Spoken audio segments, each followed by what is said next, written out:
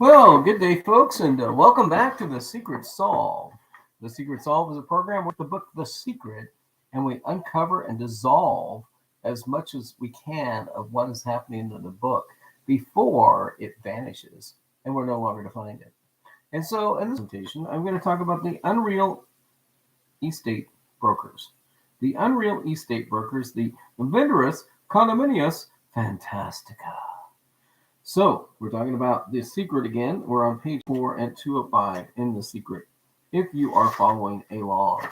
Well, first off, I wanted to clear up a little business from the last episode of The Secret Solve. And I had mentioned that, well, maybe that lady in that image for the giant economy size was Lucy Ball. But I'm now convinced that this is Phyllis Diller. This is Phyllis Diller because I found a picture of Phyllis Diller that has the same expression in 1973.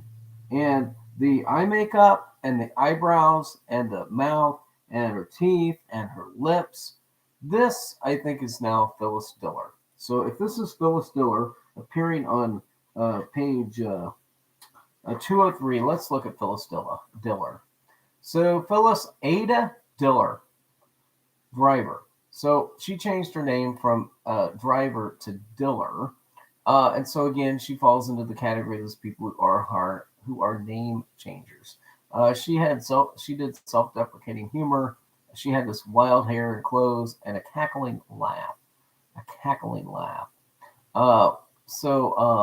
She had a large gay following and is considered a gay icon. She was one of the first celebrities to openly champion plastic surgery, for which she is recognized by the cosmetic surgery industry.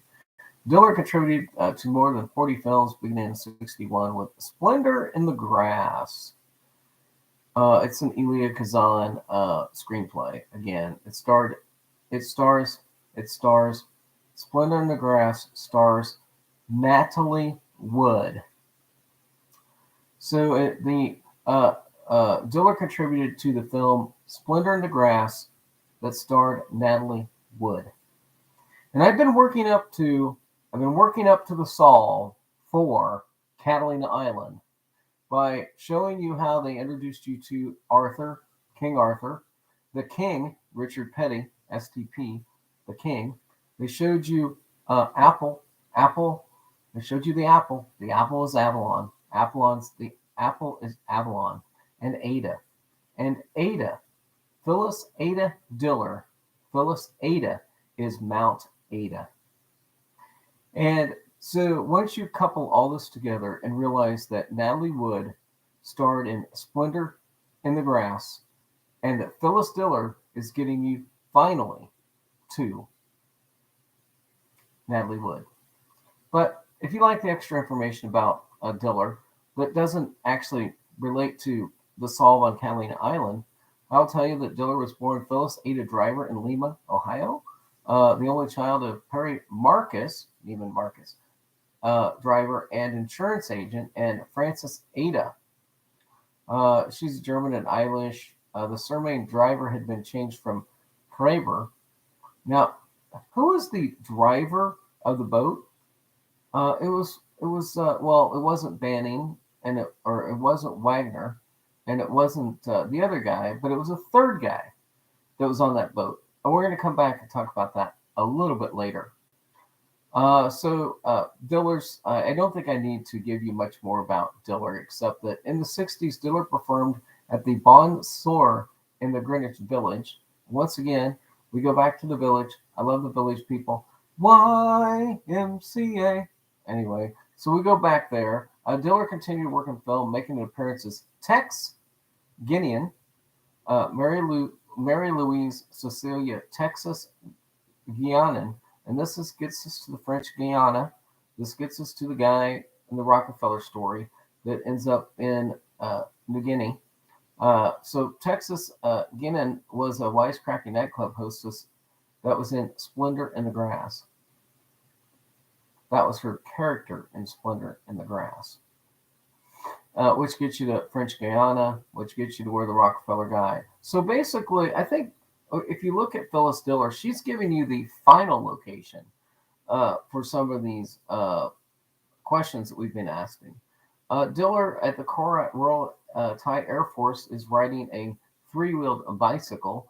The Morgan Company made three-wheel bicycles, motorcycles, etc. She was an author. She was an artist. So Diller credited much of her success to a motivational book called The Magic of Believing, a 1948 book by Claude and Bristol, which gave her the confidence to start her career. She's married and divorced twice. Her first husband was Sherwood Anderson, and she outlived two of her grandchildren. Oh, that's so sad. The character Fang, the husband who she frequently mentioned in her act, sprang from an appropriate of elements of the comic strip The Lockhorns. So the Lockhorns was this King Features, once again, a king. The king. Anyway, so she liked her plastic surgery. Bella died. She outlived the book, and so I wanted to cover Phyllis Diller first because it helps you lead into the statement on page 204, where it says an unreal estate brokers sell nice little lots midway between Catalina and Hawaii. Well, I'm not sure there's anything out there, but anyway. So first up, and then I don't know how I got George A. Fuller. I don't know where I came up with George A. Fuller, but he was an American architect, often credited as being the inventor of modern skyscrapers and the modern contracting system. He took a course in architecture at the Boston College of Technology. So Fuller moved to Chicago, the locus of much of the skyscraper construction in the United States at the time, where he formed a partnership with Everett Clark, another architect from Massachusetts, which lasted 2 years. Then he raised $50,000 to set up the George A. Fuller Company in 1882. So it was basically the general contractor. One of the new firm's first jobs was the Chicago Opera House, designed by Henry Ives Cobb and Charles S. Frost. He also the Tacoma Building and a few others.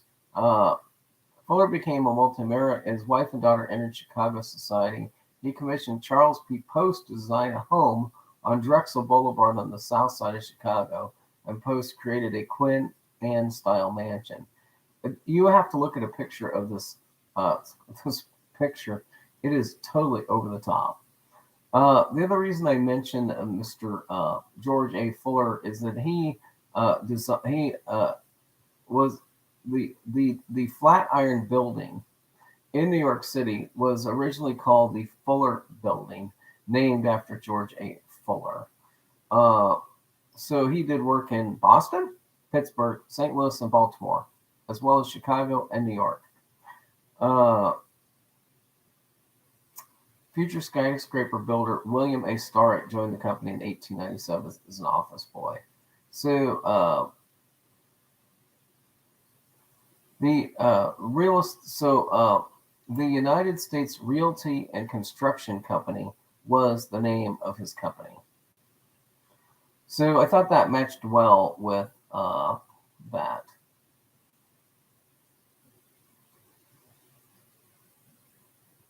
So that's Fuller.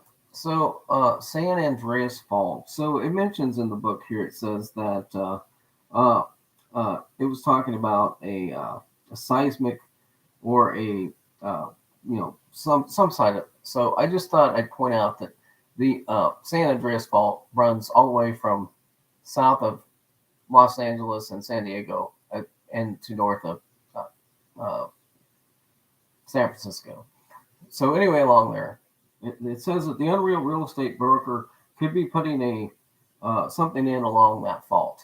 Well, the reason they probably included that information is to get you to the Petticoat Junction reference And the Petticoat Junction reference basically comes in here where they're talking about dracket. So the first use of the word dracket occurs when you investigate vanish. So the vanish dishwashing or uh, toilet bowl or whatever you want to call it, the plumbing vanish, because it's talking about plumbing here. The vanish that you used in your toilet for plumbing was made by the Dracket Company. We've discussed the Dracket Company before when they mentioned another one of the products that the Dracket Company made.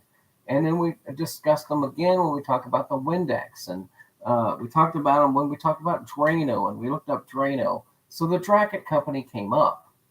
But the city by a defunct railway. So it says the unreal estate brokers who lure swarms of developers to descend on a hick town connected to a city by a defunct railway before one could say zoning law. Well, the reason I mention that is because Petticoat Junction is basically a story about the Shady Rest Hotel that is named after the town of Pixley. And the town of Pixley is modeled in the show, and Pixley is a real town in California. And it's also a reference to Dracket in that the Hooterville station. Um, uh, oh, it's Drucker. I'm sorry, not Oh, I thought it was Dracket. Oh man, this isn't as tight a connection as I thought. Oh, but Charlie Pratt was played by Smiley Burnett and a fireman railway. But I do like I think my connection here to this is pretty solid because it is a defunct town that's on a spur railway, and that's what kind of they were talking about. And when you get to the final analysis of this, there's a petticoat on the head of Jackson in that one image that they solved for Chicago. And we just got done talking about some information about Chicago. And so, again, I think they're just overlaying the Chicago thing. Now, the other thing is that the Petticoat Junction, the opening credits to Petticoat Junction, has this big, large tank in it, which is the water tower or the water tank. And so, if you looked at the movie, or not the movie, but the series Petticoat Junction, and you knew that it was a train, and you knew that it was a train associated with a big water tank, and you saw the water tank and the image of the Chicago image, you could have eventually put together Petticoat Junction, the water tank, the water tower in the image, and you could have put together all of that and realized that they were talking about Jackson. Uh, and so, anyway, the Pixley is there. The Shady Rest Hotel is located at a water stop along the isolated branch of the C and F and W Railroad. And there's your whole idea put together. Interestingly enough, Petticoat Junction was produced by Paul Henning, who had several other hits called The Beverly Hillbillies and Green Acres. All of these ran in the 60s and 70s as part of Filmways. Uh,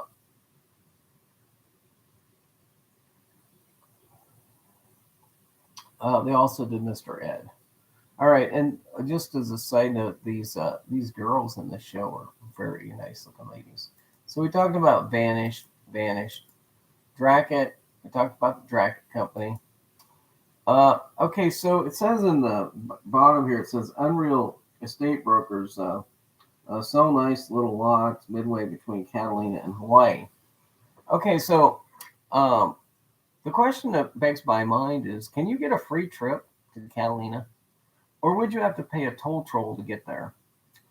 Well, by and large, unless it's your birthday, you'll pay a round trip ticket of $6.50 Island Wharf Reach fee and tax, which entails $3.50 from Long Beach, San Pedro to Avalon, and $3 from Avalon to Long Beach. One-way tickets will be charged the Apple Island Wharf Reach fee and tax. So you, in order to get to Catalina Island, will have to encounter a toll trail. And I will then ask you the following question. Is there any other place in this puzzle that you would have to pay a toll to get to?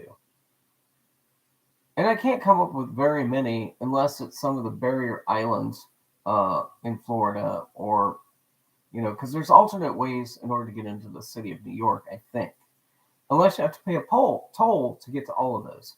So that might be where our tolls live and are most important. So we talked about the. I'm going to talk a little bit about modular homes. Well, actually, I'm going to talk a little bit about the trailer park. So the history of trailer parks are derived from RVing or RVs and mobile parks started out as RV parks. And you may note, and I will give you the information that I think is more fun than it is helpful to solving the puzzle. So in the 1920s, trailer park initially meant a very upscale concept. And if you go to any of the museums that feature these early trailers, you'll see many notable celebrities owned these RVs. Mae West owned one of. Most of your Hollywood royalty owned them. The Rockefellers, the Vanderbilts, the Astors. They all had trailers, and they all lived when they were on the road in a trailer park in the teens and the 20s. So what happened then was our country entered the Great Depression in 29, the stock market crashed, and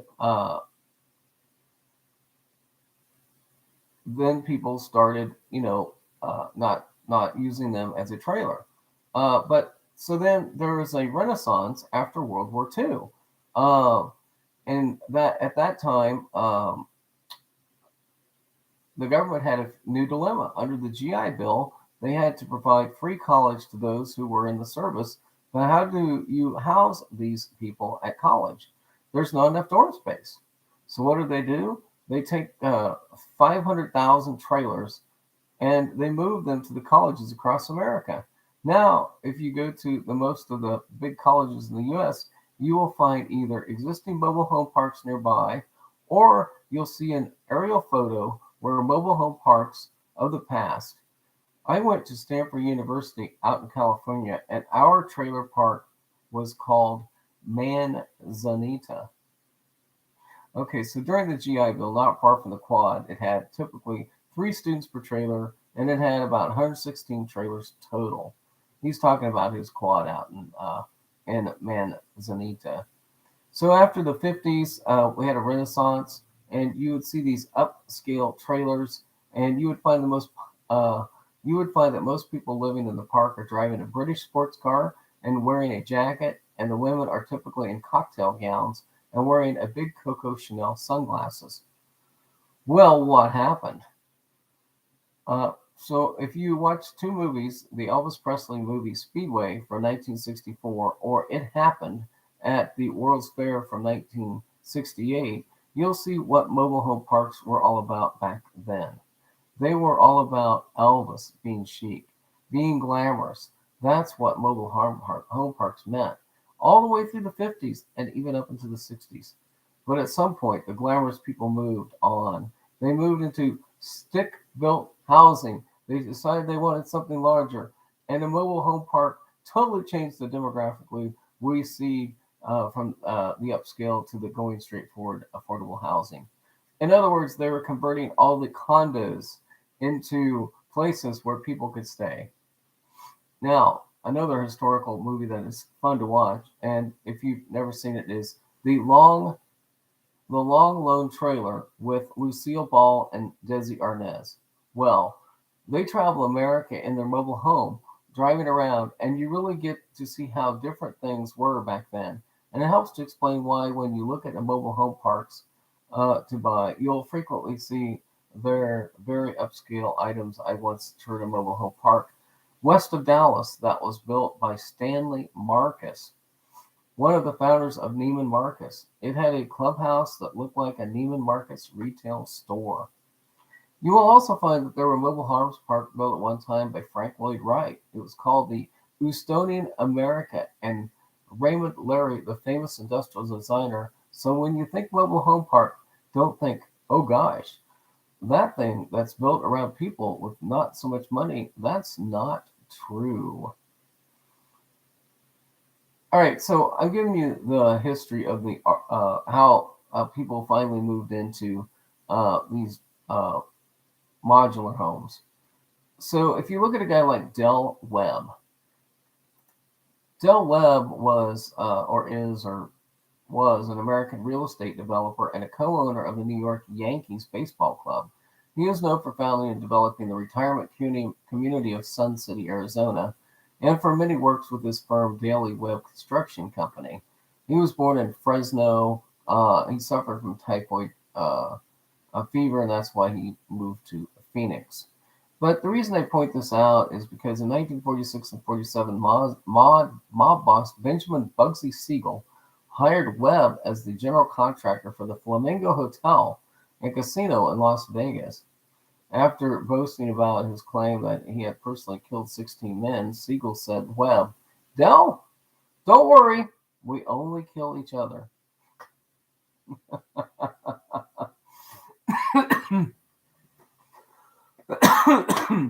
So, Webb was married to Hazel Lenora Church. All right. She was the worked for the Wilshire Boulevard store for Bullocks. Okay.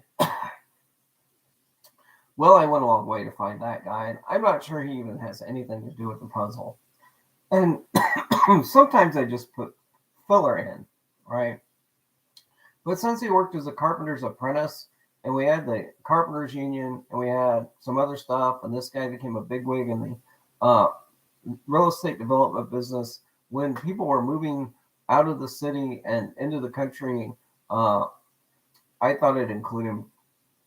But I honestly think the image figure on page 205 is none other than Leona Roberts Helmsley herself. She was an American well, she might have been a man because she acted like a man. But anyway, so a businesswoman, her flamboyant personality and reputation for tyrannical behavior earned her the name Queen of Mean. So Leona Helmsley is the Queen of Mean. So she was born Lena Mindy Rosenthal in Marbletown, New York. And the reason I'm mentioning Marbletown, New York is because if you look at one of the images, it has what I think to be marbles in it, maybe gumballs. I don't know. It doesn't matter because it gets you to Wrigley. It gets you to Catalina Island. Catalina Island specifically mentioned in here, but she's obviously going to be Polish and German or Jewish, excuse me. And her father was a hat maker. Her family moved to Brooklyn while she was still a girl and moved 6 more times before settling in Manhattan. She dropped out of Abraham Lincoln High School to seek her fortune. And she did just that. She finally changed her name to Leona Mindy Roberts after having her surname legally changed to Roberts. So her first husband was attorney Leo. I like it when we find a Leo. Panzer, who she divorced in 52. The only son was Jay, who had whatever, Mimi. Jay died of a heart attack at 42. Leo was married twice and divorced. Her second husband, a garment industry executive. Ooh, that might put me down there at the Triangle Fire. And after a brief period at a sewing factory, she joined New York real estate firm where she eventually became vice president. So we're looking at the vice president. Roberts was a chain smoker, consuming several packs a day. She would later claim that she appeared in billboard ads for Churchill cigarettes, but her claim remains unsubstantiated. Well, there is a billboard. There is a billboard here in this image above Leona Helmsley. And the the Chesterfield cigarette girl is actually Lucille Ball. She actually did appear in those commercials, as a matter of fact. So, so how did she get her money? Well, she in '68. Well, she was working as a condominium broker. That's what we're talking about, condominiums. She met and began her involvement with the then married real estate entrepreneur Harry Helmsley. We'll talk about him in a few minutes. 2 years later, she joined one of Harry's brokerage firms, the Brown Harris Stevens, which was a real estate service company uh, with headquarters in New York and offices across the country. And she was a senior vice president. At that time, she was already a millionaire of her own right. Harry divorced his wife for 33 years and married Roberts in 1972. The marriage may well have saved her career, as several of her tenants had sued her the years before for forcing them to buy condominiums. And they won. And she was forced not only to compensate the tenants, but to give them 3-year leases. Her real estate license was also suspended. So she focused on running Harry's growing hotel empire.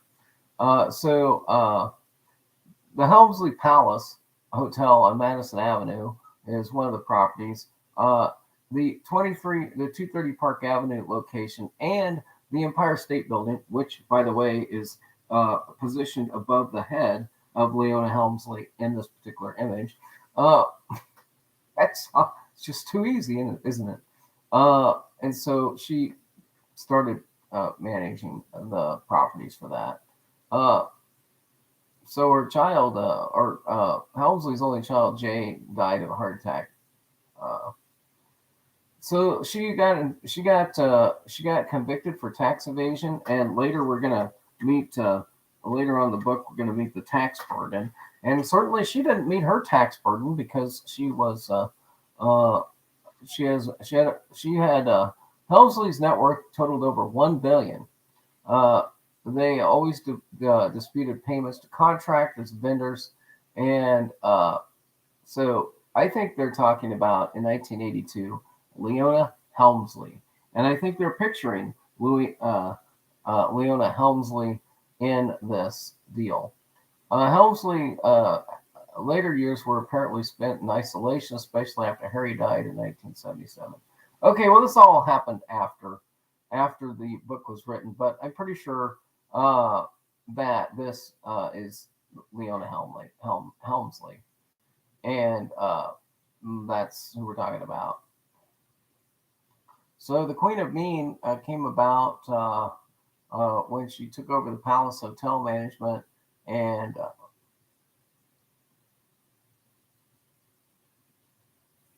so we had the Sorcerer's Apprentice early on the book, and it says Helmsley was known for being screwing with her employees. Alan Dershowitz, while having breakfast with her at one of the Helmsley hotels, received a cup of tea with a tiny bit of water spilled on the saucer. Helmsley grabbed the cup from the waiter and smashed it on the floor, then told him to beg for his job.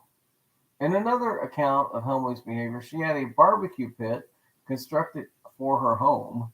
The work was performed by Eugene Brennan, a personal friend of Jeremy McCarthy, the chief engineer of Helmsley Spear. When the final bill came to $13,000, she refused to pay, citing, quote, shoddy workmanship. Well, McCarthy pleaded with her to honor the bill, citing the favor done on his behalf and informing her that Brennan had 6 children to support. Helmsley replied, "Why didn't he keep his pants on? Then he wouldn't need the money." So the image figure here is holding a teacup. And that's how you know you have the correct person identified in the back of the book, is by looking at the Empire State Building, looking at the billboard, looking at the face of the image, and coming up with who you are talking about. So Harry Helmsley was Harry Brockman Helmsley. Wow, if the Calcubus would have had a better brakeman. Never mind. So Helm was the son of Henry Helmsley, a wholesale dry goods broker, and the former Minnie Brackman. He was born in Manhattan and brought up in the Bronx. Okay, so he had bought the Lincoln Building. Oh, there's Lincoln. The 42nd Street skyscraper, the Empire State Building, the Flatiron Building, the Gray Bear Building, the Fisk Building, the Toy Center, He also invested in large residential properties, including Park West Village on Manhattan's west side, Tudor City, Fresh Meadows in Queens, and Parkchester in the Bronx, and the Starrett Lee building in Manhattan. In the 70s and 80s, he started his hotel investments. So, we're talking about hotels. And so we need to just find the hotel that brings us to the correct place on Mount. Uh, and if you look at the Helmsley building, the ornate facade of the Helmsley building on Park Avenue in New York, it kind of looks like one of the clocks in one of the image figures. I just kind of noticed that. Well, anyway, so just kind of wrap up this whole idea.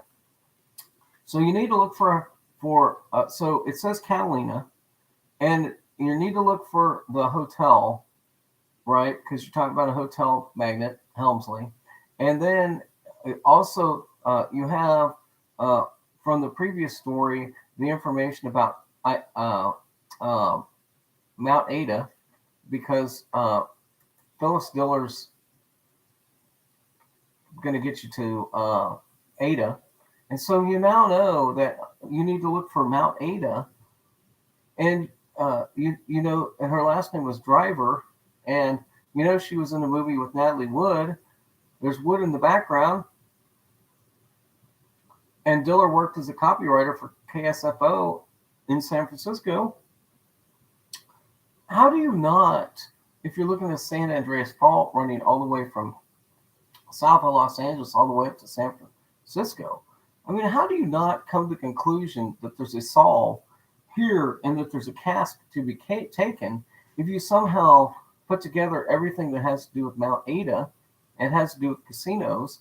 It has to do with tolls. You have to pay a toll to get to Catalina Island, and it specifically mentions Catalina Island in the book. I mean, it's not that hard. I mean, these people that overcomplicated the Chicago one by using the wrong verse, made it more difficult than they really needed to. And so I guess what I'm saying is I think there's pretty good evidence that there's a solve on Catalina Island, and all the information in the back of the book gets you to Catalina Island. Catalina Island's mentioned 3 times in the book specifically, and so I just think that it's right there for the taking. So, all right, folks, appreciate your time and attention and listening to this presentation on the Unreal Estate Brokers. Look forward to seeing you again on a future episode. So thanks so much for joining, and I hope everybody has a great day.